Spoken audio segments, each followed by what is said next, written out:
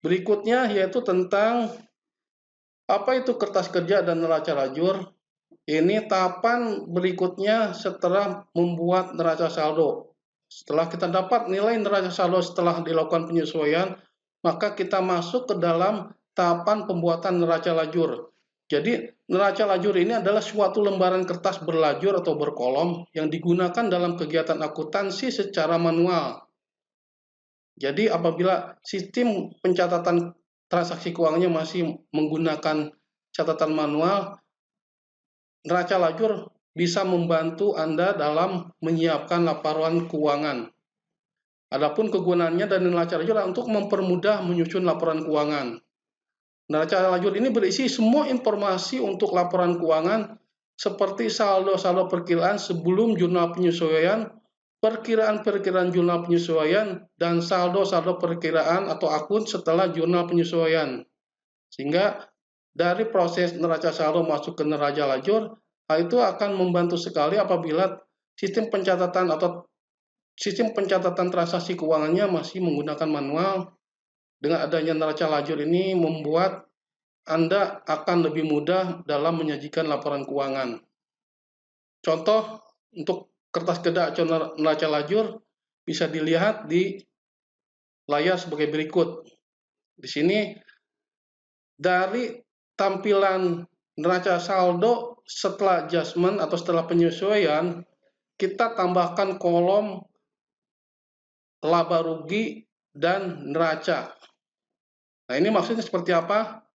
Untuk mempermudah memisahkan akun mana yang masuk ke dalam perhitungan laba rugi dan akun mana yang masuk ke dalam perhitungan laporan neraca perusahaan. Seperti nampak di layar, bisa kita lihat akun-akun mana yang masuk ke dalam laporan laba rugi, yaitu adalah akun-akun yang berhubungan dengan pendapatan atau penjualan serta biaya-biaya yang sudah dikeluarkan. Contohnya, untuk pendapatan jasa, kita pindahkan saldo yang tercatat di neraca saldo setelah adjustment dipindahkan ke dalam saldo yang ada dalam kolom laba rugi. Pada kolom neraca saldo bisa kita lihat sama-sama di pendapatan jasa dicatat di sisi kredit 95 juta, kita pindahkan ke kolom laba rugi juga di sisi kredit 95 juta. Untuk biaya umum dicatat di sisi debit sebesar 5.500.000, kita pindahkan ke sisi debit di laba rugi sejumlah 5.500.000. Di situ juga ada biaya di luar usaha sebesar 37 juta dicatat di sisi debit, kita pindahkan ke kolom laba rugi di sisi debit dan kredit 37 juta. Setelah kita pindahkan pendapatan dan biaya, kita bisa lihat, kita jumlahkan sisi debit dan sisi kreditnya. Setelah kita bisa lihat sama-sama seperti di layar bahwa total sisi kredit pada kolom laba rugi sebesar 95 juta. Sementara sisi debit pada kolom laba rugi sebesar 42.500.000. Jadi ada selisih sisi kolom kredit dan debit ini sebagai ikhtisar laba atau rugi. Nilai ini akan kita geser ke posisi saldo di kolom neraca. Di sisi, karena ini jumlah kredit dan debitnya lebih besar kredit, kita pindahkan ke kolom kredit 42.500.000 ke sisi kredit yang ada di kolom neraca. Berikutnya kita identifikasi akun-akun yang akan dipindahkan ke dalam kolom neraca.